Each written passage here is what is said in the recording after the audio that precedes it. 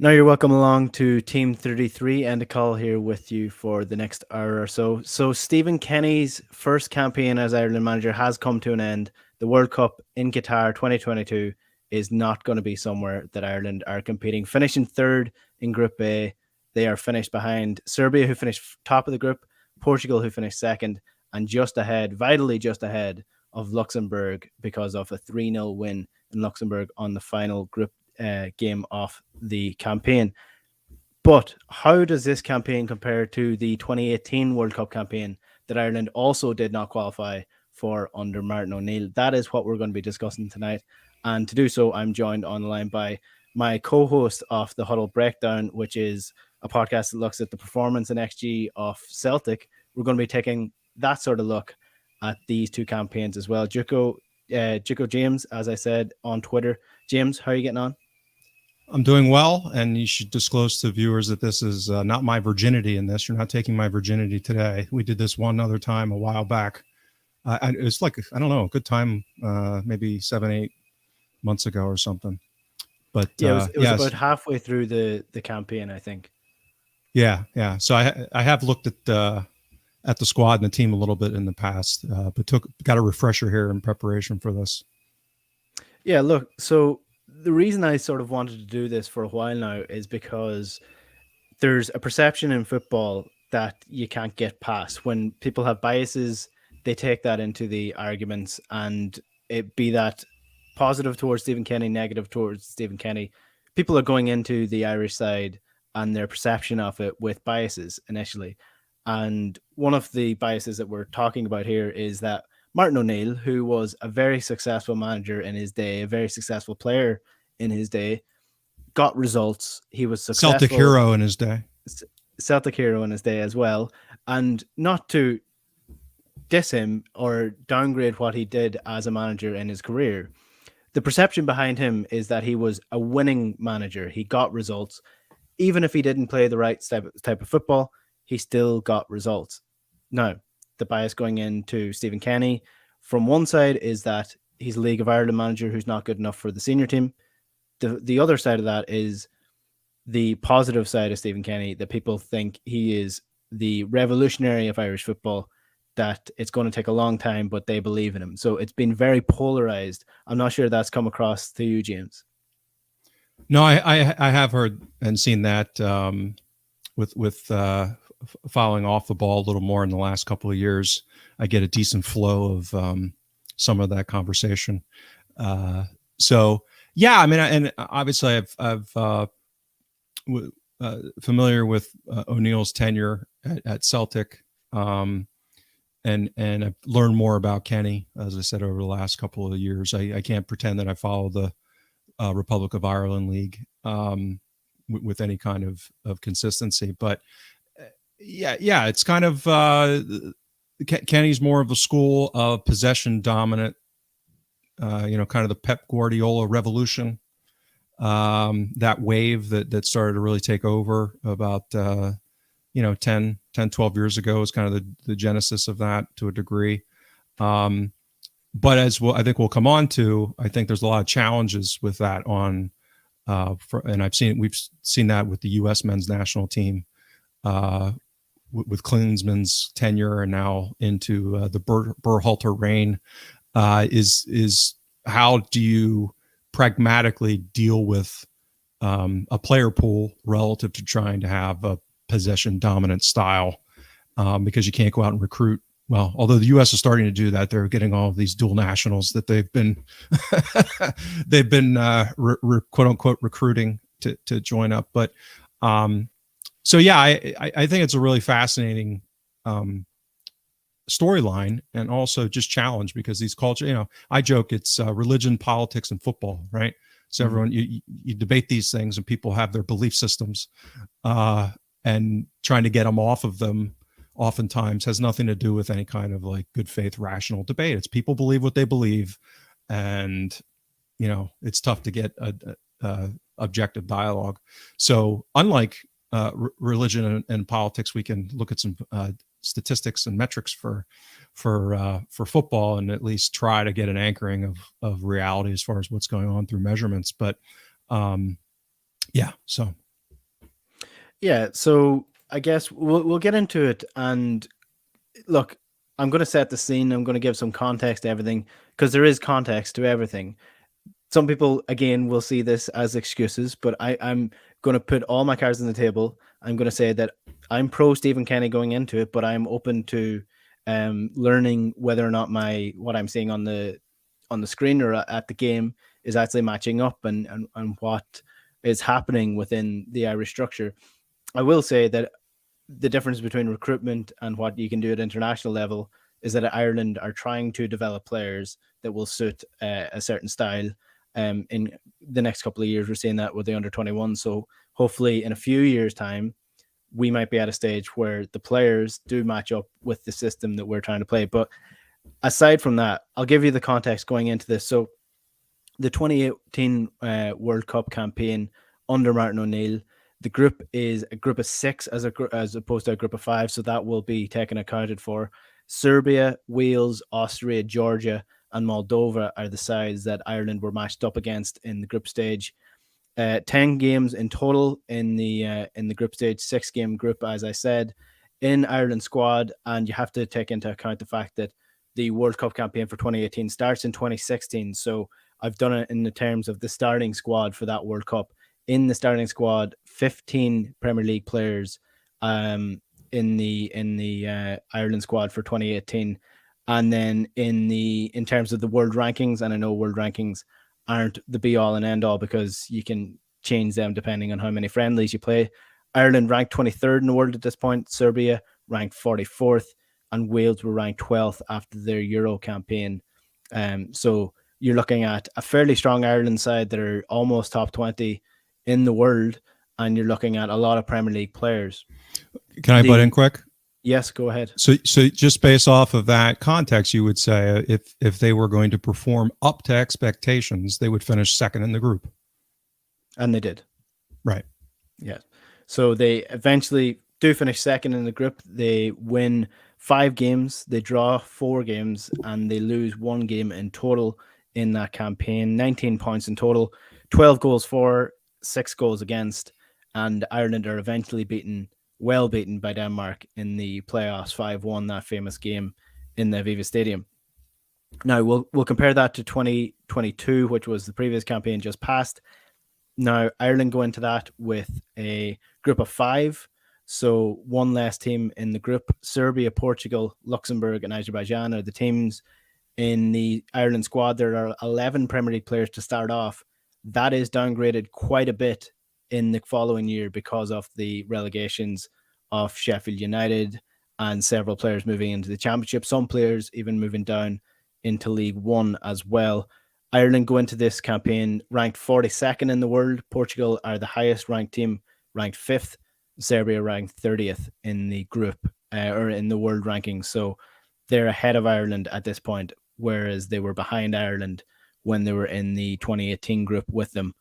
As I mentioned, Ireland finished 3rd in this group, only won 2 games, drew 3, and lost 3 as well. So, James, your general thoughts on that? So what you're telling me is that they were ranked second, finished second, relative to the teams in the group. And in this group, the most latest group, they were ranked 3rd, and they finished 3rd. Mm-hmm. So to me, that's important context, meaning that I talk about this within the context of Celtic and Scottish football quite a bit, which is players play the game. Players are the most important part of this entire mosaic. Managers get a lot of the attention. They are the stars in some respect, a focal point of debate. Their decisions, are probably the most talked about aspect of what goes on as football fans. But ultimately, the overwhelming majority of how and why a team performs the way they do is how good are their players relative to the competition. And I think that's the way you frame things. I didn't know you were going to do it that way relative to the number of Premier League players. I mean, I think there's probably a lot of ways that we could do that and refine that. But I think it's a decent, simple proxy. It's a coherent I think a smart way to do it, at least to begin the conversation. So, both campaigns, they kind of performed the way that you would expect given where the national team is. And it sounds like there was a relative change in talent level, potentially, that would suggest they went from kind of a second place kind of team to a third place kind of team. To me, the bigger discussion, and why when I initially looked at Kenny, it made a lot of sense to me, is that infrastructure part, the culture, the building of a identity as a nation, and building out the youth program and making it make sense, bringing coherence and quality of coaching all the way up and down to almost like a technical director in the club setting. Mm-hmm. To me, that's, from a long-term perspective, you've seen with Iceland and, some of these smaller countries that have, even Luxembourg, some of these countries that have really got their act together from youth football all the way up.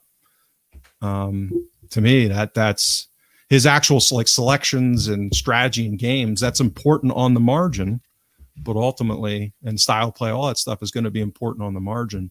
But it's going to be, okay, how good are these kids coming up through? And are you playing the good kids? That's the other thing. And rather than the 32-year-old who's in decline, that's got 100 caps, who's playing just because of a name, rather than the fire-breathing 22-year-old who's going to run through brick walls and, maybe be more athletically competitive at that level. Yeah. So the reason I use the Premier League as a proxy is because Ireland has always produced Premier League players until about 10 years ago, when all of the foreign imports into the Premier League started to catch up with them, and they're no longer the number one exporter of players into Britain. On the squad and the overturn of players, and what you were saying there about playing the younger players as opposed to playing the older players, that was something Stephen Kenny definitely did in this 22 campaign. The likes of Gavin Bazunu, who's playing for Rochdale in League One, was our starting goalkeeper. Andrew Omabamidele, barely playing for Norwich. Say that. I want to hear you say that 5 times fast. Omabamidele. He's a absolutely phenomenal player whose name I will be happy enough to remember for a long time. Playing for Norwich in the Championship in their Premier League push, and then initially not really playing for them at the start of this season, but has broken into the side. The likes of Josh Cullen, who was playing for Anderlecht, but not really playing for Ireland at all. Crazy. Jason Knight playing absolutely for crazy. Yeah, playing in the Championship for Derby County. Ogbenny, the list goes on. There were about 8 or 9 different players who are very young, not really playing club football all that much, but playing for Ireland because they needed to get into the side. Well, we start with the 2018 campaign though, because I guess it's important to lay the structure for any discussion around the 22 campaign and how it compares. The context for this campaign is that Ireland had a really good Euros. Martin O'Neill, the feeling around him was very strong. Irish fans were still quite on board with Martin O'Neill at this point in time. A group with Wales in it was obviously going to be difficult because they did so well at the Euros. Austria, a strong side. Serbia, a strong side. And Ireland finishing second here is actually quite a good finish, comparable to the opposition that they're playing at this point. So what, to your mind, does this side look like when you look at the metrics behind them? Yeah, so what I did is basically pull down all of the data out of Y-Scout, which is a fairly common in the industry data provider and video platform that people use to evaluate talent using video, and it's fairly comprehensive statistics. They go through and quantify every game, every action, and every game with these video analysts. And basically, so you have the O'Neill team averaged, let's call it 1.03 goals per 90 minutes. So that's a common way of doing it, not necessarily per game, because, one game's 100 minutes, the next game's 93 minutes. So one way to normalize all of that is you do it by 90-minute increments. You normalize everything to 90 minutes. So everything I'm going to talk about here is per 90 minutes, not per game or that kind of thing. So that they averaged 1.03 goals per 90 minutes, and conceded 0.87 goals per 90 minutes. Okay, so there's deviation there. They conceded 5 to Denmark, it looks like, in the last game. So that, that's included in the average. So, averages are just that. You got to look at the composition of the averages as well as an analyst, but we're not going to get too crazy today. Then you have expected goals, which is basically a proxy for quality of chances. So what they do is they take tens of thousands, if not hundreds of thousands of comparable shots, since this really came about in the 14-15 and then 15-16 season globally, all of the senior leagues, whether they're in Brazil, they're in South Africa, they're in Australia, they code all of these games. So you can imagine with all of those leagues, all of those games, all of those shots that rolled up very fast, and they create a model that says, okay, similar shots from this position, this kind of pass that preceded it, they went in 15% of the time. They went in 10% of the time. So that's what XG is. It basically takes all the shots in the game, assigns a value to them, which is a probability. So you can think of XG as a probability for each shot, and then roll that up. So their XG over that period was 1.19. Okay, so they underperformed a little bit. So their XG was a little higher than what they actually scored. And they conceded 1.09. So they actually were a little lucky on that side, whereas they only conceded 0.87 goals. So their quality of chances that they were conceding was actually, a good bit higher than actually what they conceded. Maybe they had a better keeper. I don't know. So again, I didn't analyze the team down to that level. Could have been really good keeper play. Could have just been luck that the teams that they were playing their finishing was bad in certain games. So that's. Can I just hop in and explain why this is important? Because a lot of people are very aware of XG, but I feel like they criticize it before they know what it truly is. The reason this is important, they call me they call me spreadsheet shagger. That's what I get called. That's the Scottish Twitter for you. Yes. But it's important because essentially what this explains is if Ireland have 12 shots on goal, that's the top line stat.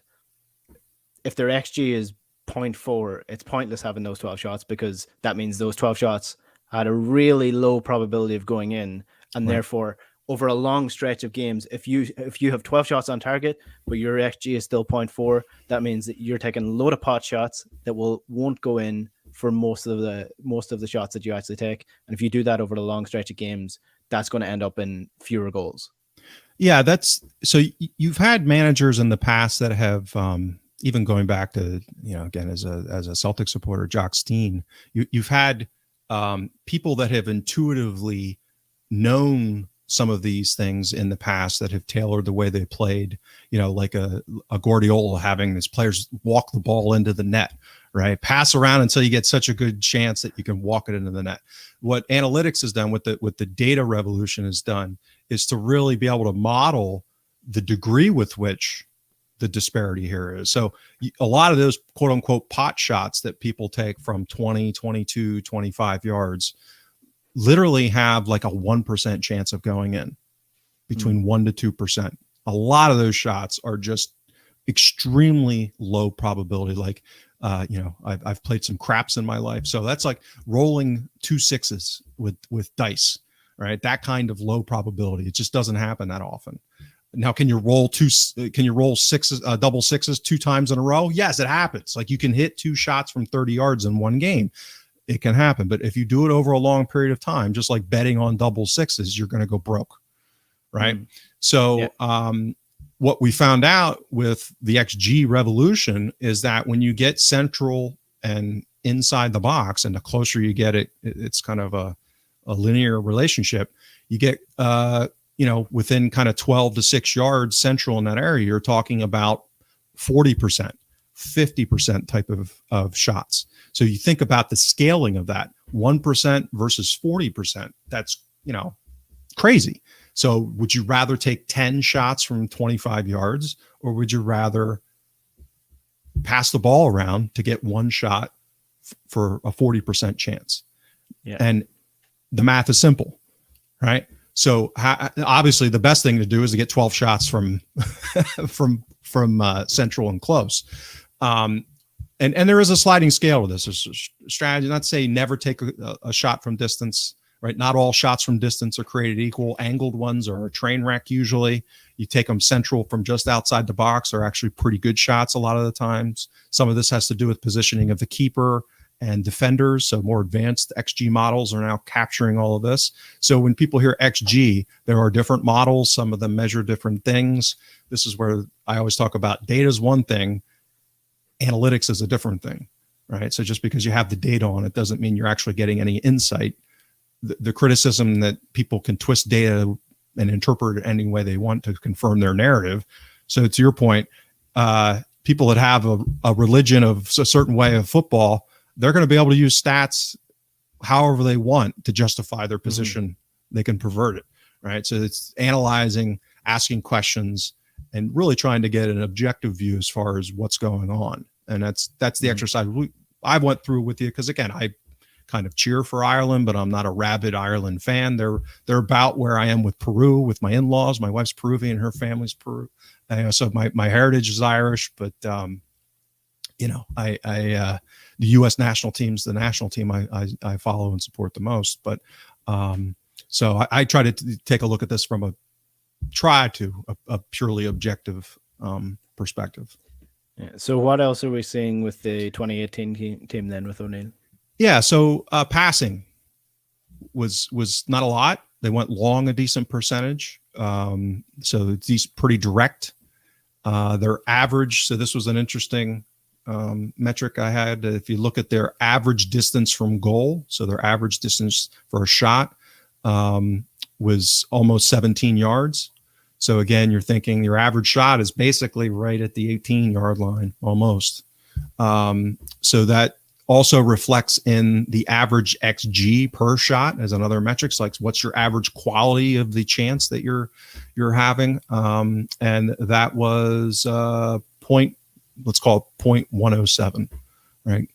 So that's kind of, good teams really get up into that 0.12. It sounds like small differences, but 0.12, 0.13, you get into like the elite teams that dominate their leagues, like a Bayern Munich or like a Man City, where the talent level, peak Barcelona, you're getting up closer to 0.15, 0.16.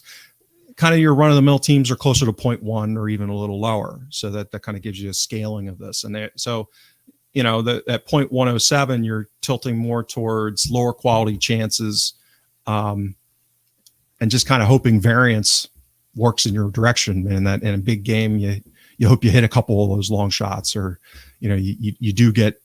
The other thing I should clarify on this is that, generally speaking, crosses and corners are low probability, right? So that's another thing. So teams will focus on set pieces to really ramp that up, but the difference on that is, like your average before delivery. I mean, just that you have a corner, you're talking like a 2 to 3% chance of scoring. Now, can you ramp that up because you've got Shane Duffy and you have a set piece coach? Maybe you turn that into a 7% chance, right? But it's still a 7% chance. So it's fine margins on this. So yeah, the XG per shot was, I would say closer to the low end of what teams would expect, especially for a team that finished second, right? So I think you would have a little bit more control. Possession was very low, relative, again, for the second best team in the, based on the rankings that you mentioned, the second best team. You have that. What was their possession? 38%. So, you're looking at basically 40-60, the opposition having 60% possession. And, that was not an outlier, meaning that even against, let's see, I think it's Moldova. or Moldova. Yeah. Even against Moldova, they had 46% possession. Right. So that speaks to a style of play where you're not looking to dominate the ball. You're looking to kind of break and capitalize on quickness, like lightning strikes. Which, again, there's there's theoretical conversation on this and an intellectual debate, which is if you've got the better players, should you be giving possession to your opponent that much? I don't know. Room for debate. Yeah, well, the one that stands out to me is the game that I felt I sort of turned against what Martin O'Neill was doing with this Ireland side, and that was the game against Georgia, one of the games against Georgia, the one that came at home that Ireland won 1-0 in the end. But Georgia actually had more possession in that game than Ireland did. And I know it sounds, possession doesn't win the games, goals do, but the fact that Georgia were able to come to Ireland and dominate in terms of the style of play and the possession, right? That's when I was sort of like, okay, this is not how I want my national team to be playing football and approaching games. We are the better side. We are at home. We should be going out and dominating this team. Yeah. So I don't think there's anything inherent that possession football is better, meaning that you can have incredibly dangerous counterattacking style teams that actually create higher quality chances with less of the ball. I mean, when they break, they're able to get through balls and one-on-ones on keepers. And so I suspect that game was similar to that, because if you look at the stats from that game, the XG for Ireland was 1.49. So they, kind of scored about what they should have. Again, one single game XG, the variance in football or soccer is so wide game to game that always keep that in mind, meaning that you can have XG of 0.6 in a game and score 4 goals because you happen to hit 4 goals, have 4 shots that were really good. So it's just it's a gauge of the quality of chances in a game. So Ireland only had 8 non-penalty shots that game. So we always qualify non-penalty because of that's not open play, right? A penalty has an XG value typically between 0.75 and 0.8, depending on the model. So extremely high. So that can skew numbers quite a bit. So one way that we try to look at open play specifically to, again, another way of gauging the quality of play that's going on. So Georgia had XG of that game of 1.04. So very easily could have scored. And they actually had more shots than Ireland. It was 8 shots to 10. So, as they say, on another day, that's always that phrase, on another day. So when you have an XG differential, they call it, if you look at the relative disparity in XG in any game, the closer you get, the more it's just like a coin flip, right? You just do things like Monte Carlo simulation. You just kind of look statistically, what are the odds that you're going to win or draw or lose a game? And if you the farther you stretch that out, that relationship really starts to tilt your odds big time. And you get up to like a differential of 1, which doesn't happen that often in international football because of there's a lot of reasons we won't get into. But the further you can stretch that out, the better for your probabilities in any one-off game. Yeah. So that was not. I would not characterize that as a dominant performance. That was more of a coin flip kind of underlying performance that worked out. But that's, if you play a lot of coin flip games, there will be campaigns even where you have good success, where you just have a bunch of heads that you flip in a row and you called heads and wow, let it ride, baby. It's like betting black at the roulette wheel. You can have a run of good results, even though the underlying performance is, basically just kind of.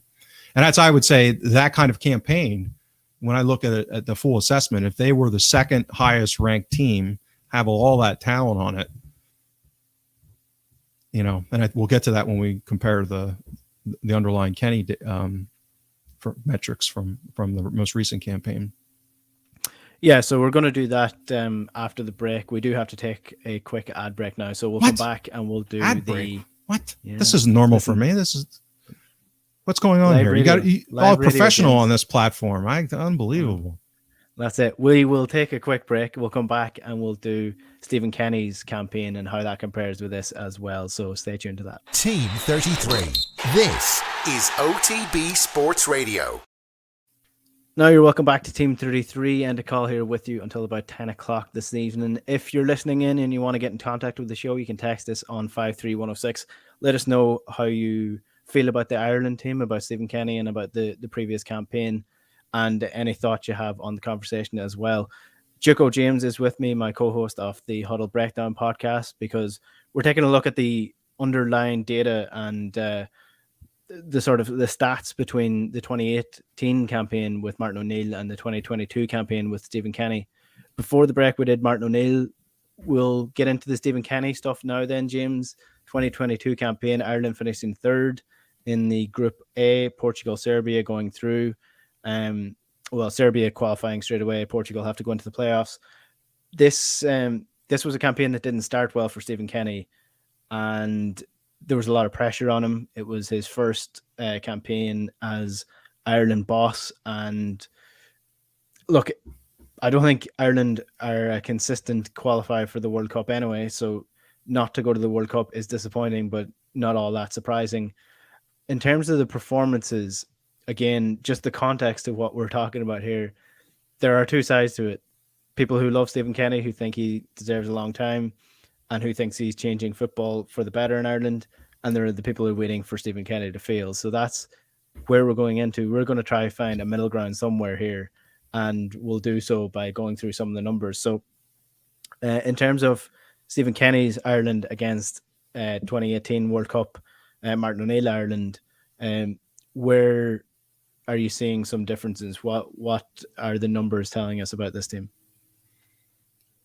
Yeah, so I would say from everything that I've looked at and what you've described, even today when you talked about the rankings of the relative teams, Ireland's talent pool, let's compare the quality of players available that were being selected. I think it's fairly clear that within that context, an objective analytical assessment is that this campaign performed better than that prior campaign. I actually don't think it's that close, meaning that there's a pervasiveness of improvements on a relative basis. So I can share some of those. So for example, now let's go back. So just goals per game. Again, we'll talk about goals we'll get into the as they call advanced stats like XG in a second, but goals per game, or I shouldn't say goals per game. See, I got to correct myself. I just went through a whole goals per 90 minutes. Yeah, per 90 minutes. Screw myself up here. So goals per 90 minutes under the we'll call it the Kenny campaign was 1.28. So that was 20, about, let's call it 20% improvement in goals scored per 90 minutes. Goals conceded were up about 6%. Okay, so again, there's two ways to win, right? If your growth rate on your scoring is higher than what you're conceding, but that story is going to get a little bit better here in a second. So overall, the netting of that, if you look at the differential, was a little bit better in the Kenny campaign. If we look at and we'll call I'm going to back out the penalties. There was only one penalty, I believe, in the Kenny campaign, and two, I believe, in the O'Neill campaign. So I've backed all those out and recalculated everything, looking at non-penalty goals. So, and again, we do that, just a reminder, before the break, we mentioned this, just because of the significant impact that penalties have on XG because of how high of a probability they are. So if you have a guy that gets tackled dribbling away from the goal near the end line, there's no real risk of him scoring from there, yet it ends up generating an XG value with the penalty that's almost 80%. So that's the reason why we do it that way. So the non-penalty XG actually went up about 5% versus the O'Neill campaign. So that's an improvement there. and non-penalty XG conceded went down 5%. Right. So that's a spread, right? 5% here, 5% here, both in the right direction. I mean, it's good when you limit chances. So you want that number going down. So that's a 10% improvement when you net all that out. So that's pretty good. And not only is that directionally good, you're doing it with a team that's weaker relative to the team pool, meaning that they were slotted third in the pot rather than second. Right. So a 10% improvement there is better than a 10% if they had been lateral. Right. Yeah. Kind of the quality of opponent. As you've talked about, Serbia got quite a bit better between the two campaigns. And they played Serbia both times, right? That's the one. Yeah. Yeah. That's the big carryover. Some other things that, possession was higher, but it wasn't crazy. It's not like he's, the player pool is what the player pool is. He's not going to be playing Barcelona style or, Pep Guardiola at Man City style. So it went from 38% to basically 44%. But the difference is when you get into, and I'll pull it up by game, is, in Luxembourg, they had 51%. At home versus Azerbaijan, they had 62%. So again, we talked about that the game against Moldova, where Moldova had more possession in Dublin. I'm assuming that game was in Dublin, right? It was Georgia, yeah, the Georgia game. Oh, it was the Georgia game, right? Yeah. So the Georgia game, even the Moldova game. I think that's even a bigger, because I think Georgia's a higher ranked team than Moldova, at least at that time. 47% possession at home against Moldova. Right. So that's just not again, that's not inherently bad. It just speaks to the style of play and control of the game, let's call it. For context, that Moldova finished last in the group with 2 points, no wins, 8 losses, and conceded 23 goals. So right. They were not a good side. Right. Exactly. Yeah. So if you kind of the point there is, if you're not going to dominate possession in that game, when are you going to do it? So I think that's important context. So the improvement of controlling games against teams that you can impose that onto, I think was something that that you were able to identify in this campaign, or at least begin to see that trending. XG per shot went up 3%, so not a huge increase, but I had mentioned it was 0.107 under the O'Neill campaign. It was 0.11. 0.112. I'm sorry, 111 under Kenny. But at the same time, you also had a 5% reduction in XG per shot conceded. Okay.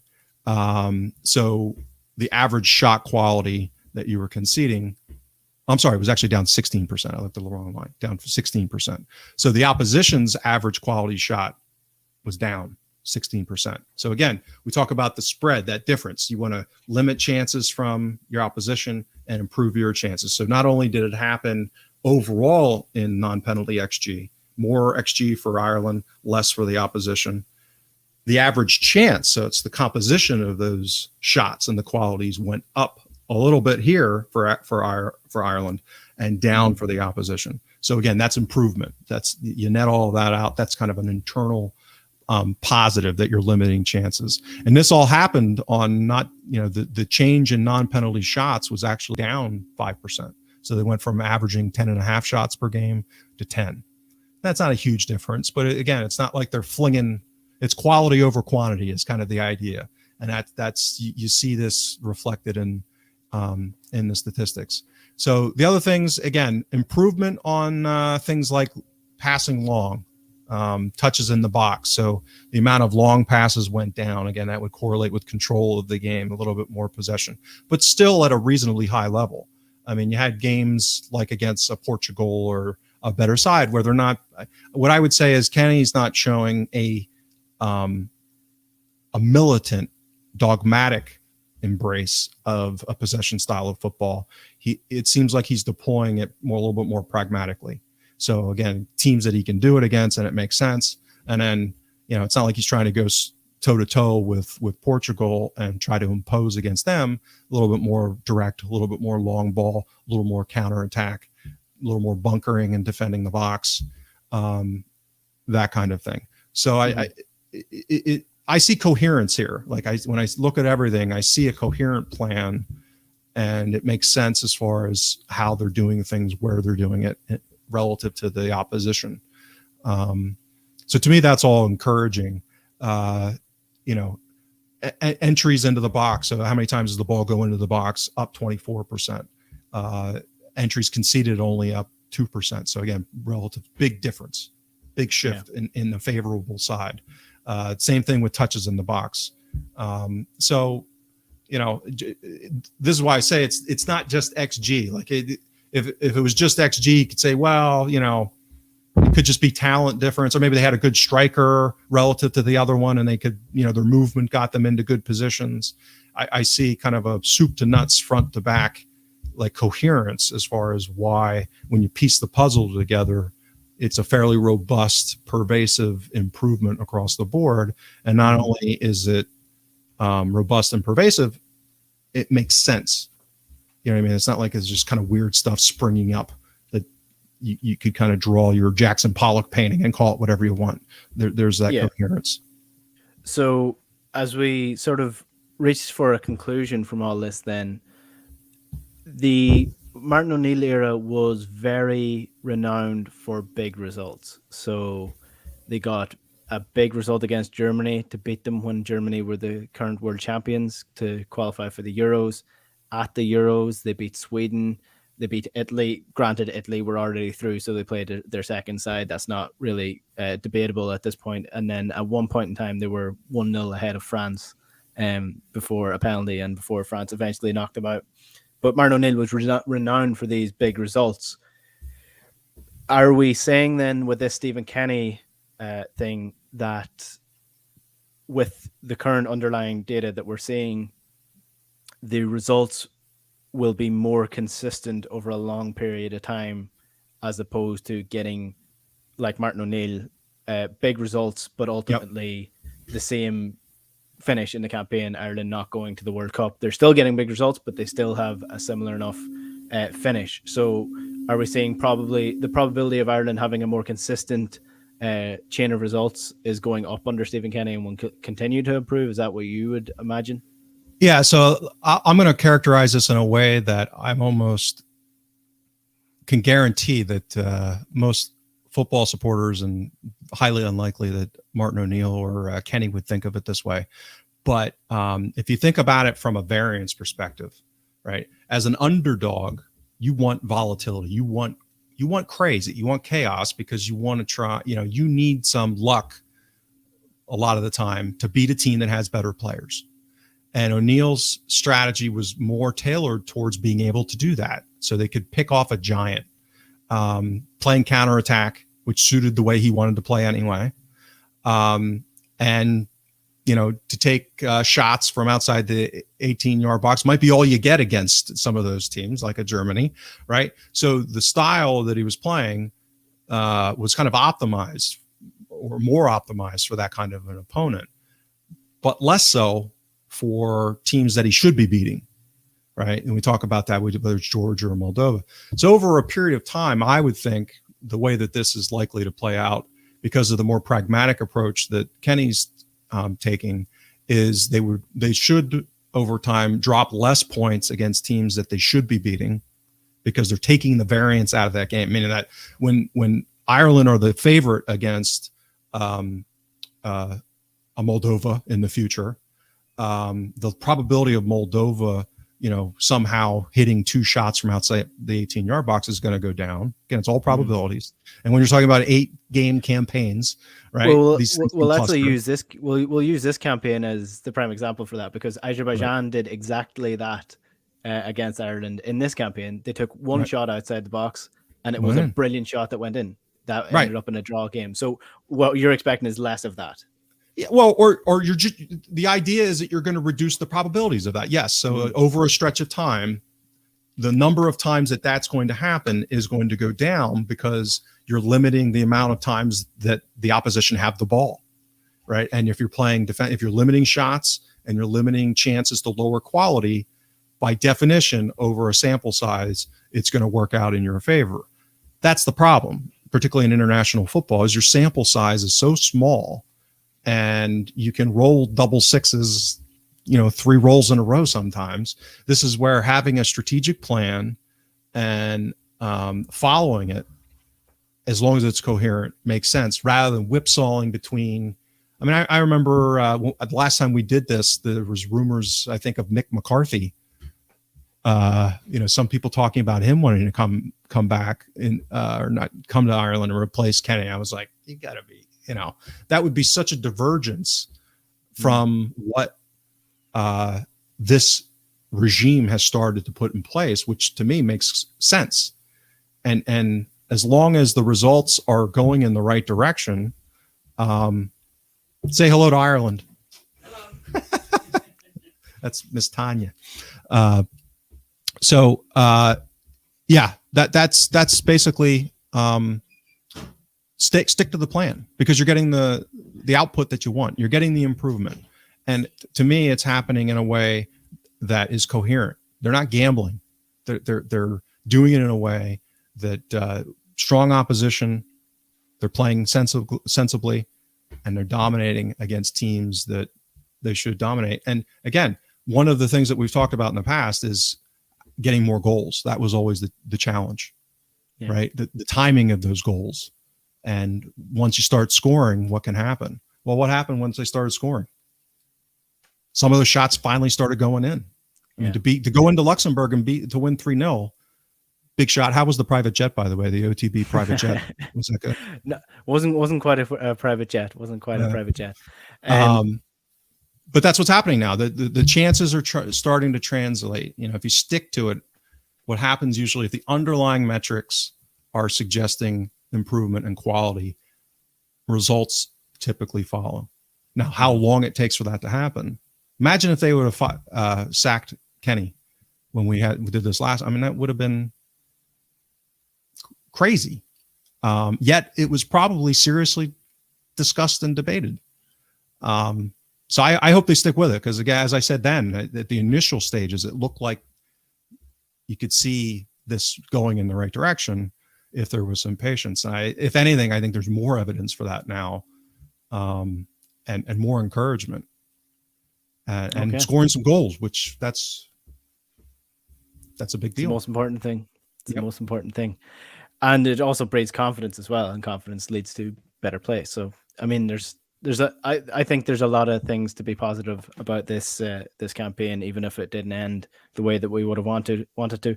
All of this will be available on the OTB Sports website. By the way, we're going to write up a quick piece, and it'll explain all of this as well. If you prefer to read it, you can get it on the OTB Sports app or on the OTB Sports website as well. James, thanks very much for doing that tonight. No problem. My pleasure. All right. So if you want to get more James, you can hear him, as I said, on the Huddle Breakdown. Yes, I'm going to plug my own podcast, but it's a weekly show that you'll get to hear loads of this discussion as well, and more from James as well. We'll take a quick break and we'll be back just after these. Team 33. This is OTB Sports Radio. All right, so that is us done on this week's Team 33. Thanks to you, as ever, for listening. If you want to listen back to that podcast, you can get it in the OTB Podcast Network, which is in the OTB Sports app or wherever you get your podcasts as well. I think Spotify at the minute is the best place to get them, because there's an issue with the iTunes feed, but that should be sorted by this time next week. We will be back again in the same slot, same time, same place next week. But until then, Ewa, Slango Foil, take away Johan.